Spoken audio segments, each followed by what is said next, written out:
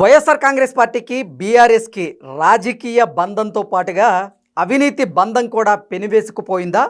అందులో భాగంగానే కేసీఆర్ టీం అలాగే జగన్మోహన్ రెడ్డి టీం ఇప్పుడు అవినీతిలో వాటాలు పంచుకుంటున్నారా అంటే అవుననే సమాధానం ఇస్తున్నారు కొంతమంది రాజకీయ విశ్లేషకులు.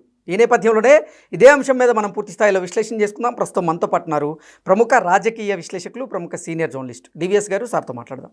సార్ నమస్తే. సార్ నమస్తే. వైఎస్ఆర్ కాంగ్రెస్ పార్టీకి అలాగే ఇటు బీఆర్ఎస్కి మధ్య రాజకీయ బంధంతో పాటుగా అవినీతి బంధం కూడా పెనవేసుకుపోయిందని, అందులో భాగంగానే జగన్మోహన్ రెడ్డి టీం అలాగే కేసీఆర్ టీం కొన్ని స్కామ్లలో వాటాలు పంచుకున్నారు అనేటువంటి వార్త ఇప్పుడు సోషల్ మీడియాలో చక్కర్లు కొడుతూ ఉంది. దీని మీద మీ విశ్లేషణ ఏంటి సార్? వీణ వాణి తెలుసా? అవభక్త కవలలు. ఇది సయామి ట్విన్స్. తలకాయ ఒకటే ఉంటుంది, రెండు శరీరాలు. నాయుడమ్మ ఎవరో ఉండేవాళ్ళు, డాక్టర్ అప్పట్లో స్పెషలిస్ట్ అనమాట. ఇది ఇలా సయామి ట్విన్స్ని ఆయన విడదీస్తూ ఉండేవాడు. కాకపోతే చిన్నప్పుడే చేయాలి. అంటే వీళ్ళు కూడా అట్లా సయామి ట్విన్సా? ఏది బీఆర్ఎస్ వైసీపీ, అయితే జగన్మోహన్ రెడ్డి కేసీఆర్ తల ఒకటే, అవినీతి తల, శరీరాలు వేరా. అంటే రాష్ట్ర విభజన జరిగింది, రెండు రాష్ట్రాలు అయ్యాయి, కానీ ఈ రెండు పార్టీలు చెట్టపట్టాలి.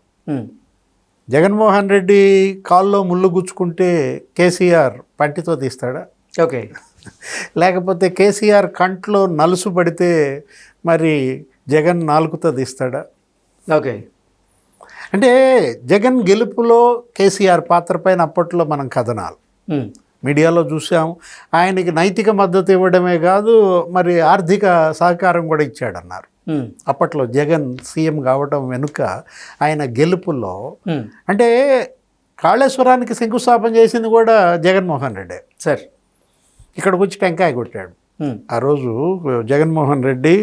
మళ్ళీ నువ్వు టెంకాయ అంటే మళ్ళీ అది మేడిగడ్డ అంటావు, లేదా పోయింది అన్నారం, లేకపోతే బొంగబడింది అంటావు, సందేళ్ళు అంటావు, అక్కడ పిల్లర్లు గుంగాయి. అది తీసి పక్కన పెట్టి దాని గురించి కాదు, ఊరికే టెంకాయ వరకే.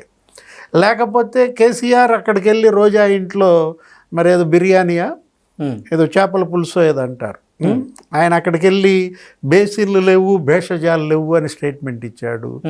లేకపోతే అసెంబ్లీలో కూడా మాట్లాడాడు కేసీఆర్. ఏమని? జగన్మోహన్ రెడ్డికి నేను చెప్పాను పోలవరం హైట్ 1 మీటర్ తగ్గించుకోమన్నాను, ఓకే అన్నాడు అని ఈయన ప్రకటించాడు. ఆయన అసెంబ్లీలో ఈయన అసలు ఉదారవాది, ఆయన మ్యాగ్నిట్యూడ్ మామూలు కాదు, తెలంగాణ భూభాగం మీదుగా మన నీళ్లు నడుపుకోవటానికి మనకి ఆయన స్వేచ్ఛనిచ్చాడు అని కేసీఆర్ ఉదారవాదాన్ని ఆయన పొగుడుతాడు. అసలు కేసీఆర్ హీరో అంటాడు. ఎవరు? జగన్మోహన్ రెడ్డి. అప్పట్లో ఏదో ఎన్కౌంటర్ ఏదో చేసినట్టున్నారు ఎక్కడ తెలంగాణలో. అంటే వీళ్ళిద్దరి మధ్య బంధం అక్కడే కాదు, ఇప్పుడు ఇది తాజాగా బయటపడిన బంధం. సార్ ఏది? రాజకీయ బంధం సరే, ఇప్పుడు ఈ అవినీతి బంధం ఏది? ఇక్కడేమో ట్యాపింగ్, అక్కడేమో లిక్కర్ మాఫియాకి ఈ ఫోన్ ట్యాపింగ్ ర్యాకెట్, అక్కడ లిక్కర్ ర్యాకెట్ మధ్య బంధాలు. నిన్న ఆయన పిలిచారు, ఎవరైనా? శ్రవణ్ కుమార్ రావు. అతను పిలిచారు. ఏంటి ఆయన? ఇందులో 6 అనుకుంటా, A6 సార్. ఈ ఫోన్ ట్యాపింగ్లో పరారా వెళ్ళిపోయినట్టున్నాడు, మళ్ళీ ఆయన పట్టుకొచ్చారు. ఇప్పుడు ఆయన జైల్లో ఉన్నట్టున్నారు, తర్వాత మళ్ళీ బెయిల్పై వచ్చినట్టున్నాడు, అది వేరే కేసు.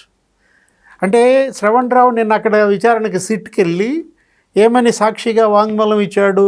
కేసిరెడ్డి రాజు నాకు పరిచయమే, ఇటు ఈ భూదాటి చాణక్య వీళ్ళందరూ నాకు తెలిసిన వాళ్ళే, వాళ్ళు దుబాయ్లో నేను ఉన్నాను, బెయిల్ ఇచ్చిన తర్వాత నేను దుబాయ్ వెళ్ళిపోయాను, నేను అక్కడ సుప్రీంకోర్టులో వేసాను, ఆ విచారణ సుప్రీంకోర్టులో పెండింగ్లో ఉన్నప్పుడు దుబాయ్ వెళ్తే అక్కడ నా ఫ్లాట్లో నేనున్నాను, వాళ్ళు అక్కడ ఇంకో చోట వాళ్ళు ఉండేవాళ్ళు, రోజు వచ్చి నన్ను కలిసేవాళ్ళు.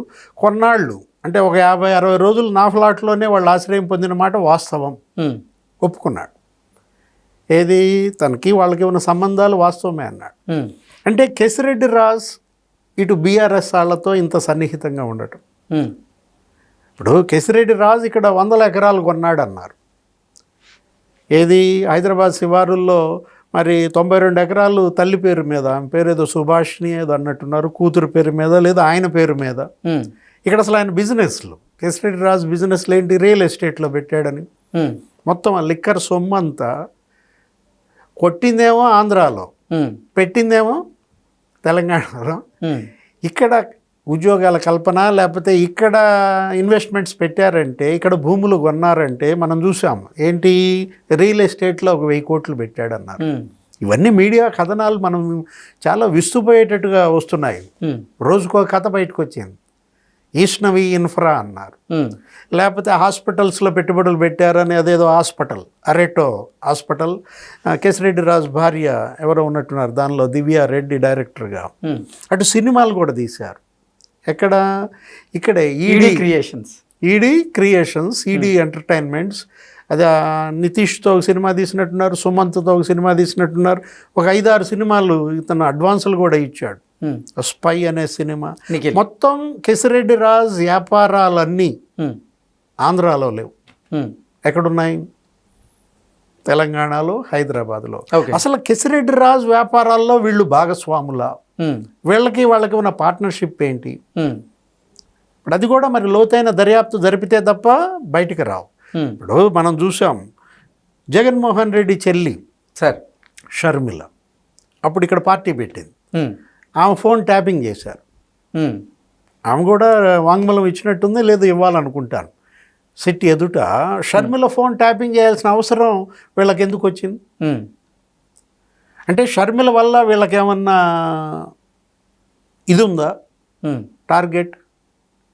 షర్మిల పార్టీ చాలా చిన్న పార్టీ కదా, ఆమె మొన్న పెట్టింది. వీళ్ళకి ఏదన్నా ఉన్నట్టయితే కాంగ్రెస్తో ఉంటుంది పోటీ, లేకపోతే బీజేపీతో ఉంటుంది. బీఆర్ఎస్కి ఇక్కడ ప్రధాన పోటీ ఎవరి నుంచి ఉంది? కాంగ్రెస్ బీజేపీ నుంచి. ఇప్పుడు షర్మిల పార్టీకి మరి షర్మిల కదలికలు లేకపోతే షర్మిల ఫోను మీరు ట్యాపింగ్ చేయాల్సిన అవసరం ఎందుకు? ఎవరికి సహాయం చేయటం కోసం షర్మిల ఫోన్ ట్యాపింగ్ చేశారు? అంటే ట్యాపింగ్ చేయమని జగన్ చెప్పాడా? అంటే జగన్మోహన్ రెడ్డికి ఎప్పటికప్పుడు షర్మిల కదలికల గురించి ఎవరెవరితో మాట్లాడుతోంది ఏంటి ఈ సమాచారం అంతా మా అన్నకి చేరేశారని చెప్పింది ఎవరు? షర్మిలే చెప్పింది. అప్పుడు ఇక్కడ ఎవరో ఒక ఎంపీ, మాజీ ఎంపీ పార్టీ నిర్వహణకు కొంత ఆర్థిక సహాయం మీద అడిగితే షర్మిల వెంటనే జగన్మోహన్ రెడ్డి అతనికి ఫోన్ చేసి వార్నింగ్ ఇచ్చాడంట. నువ్వెవడు నా చెల్లికి నువ్వు సహాయం చేయడానికి, నా చెల్లికి నేను ఇచ్చుకోలేనా అన్నాడంట. ఆయన ఒక దెబ్బకి అప్పుడనే షట్ డౌన్. ఏది ఒక దెబ్బకి అతను ఆ మాజీ ఎంపీ ఒక్కసారిగా బిత్తరయ్యాడు. అంటే ఏంటి? షర్మిల ఫోన్ ట్యాపింగ్ చేయకుండా తను మరి అతన్ని ఆర్థిక సహకారం అందిందన్న విషయం జగన్కి ఎలా తెలిసింది? అంటే ఇక్కడ మనం నడుస్తోంది ఏంటంటే అటు రాజకీయ బంధం, అసలు క్విడ్ ప్రోకో ఈ రెండు పార్టీల మధ్య క్విడ్ ప్రోకో ఏ విధంగా సాగింది అనేదానికి ఇవన్నీ కూడా మనకి ఉదాహరణలు. ఏదైనా అంటే ఇప్పుడు రాస పీనుగు ఏది ఒకటే పోదంట, దాంతోపాటు జంట పీనుగు కూడా ఒకటి పోవాల్సిందే. అట్లాగే ఇద్దరు ఇవాళ ఓటమి పాలయ్యారంటే, రెండు పార్టీలు ఇవాళ లిక్కర్ స్కామ్లో ఇరుక్కున్నారంటే, కవిత అరెస్ట్ అయి ఢిల్లీ లిక్కర్ స్కామ్లో ఆమె జైలుకి వెళ్ళడం, తీహార్.